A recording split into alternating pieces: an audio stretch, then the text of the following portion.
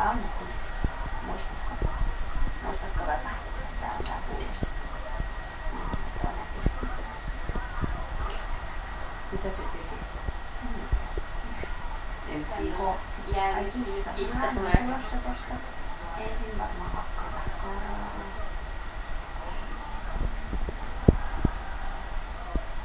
Kumari tulee.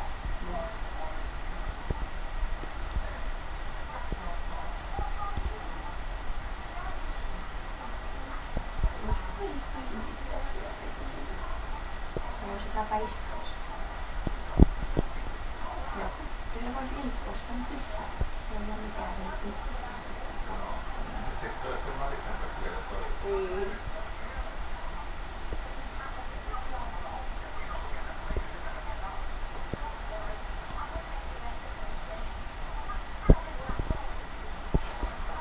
Kyllä hauska sen niistä, kun sitä laukasta on tuossa reunoilla, niin se näyttää ihan tämmöistä.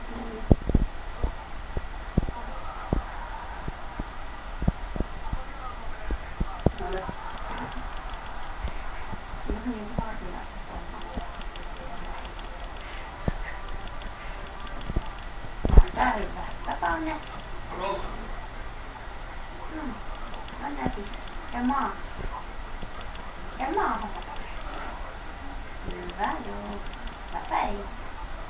Se on kissa. Räppää vähän nettiä.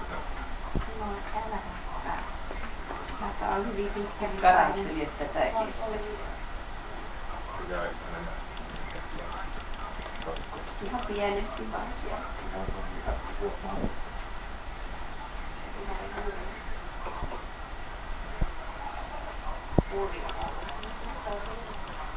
Täpä.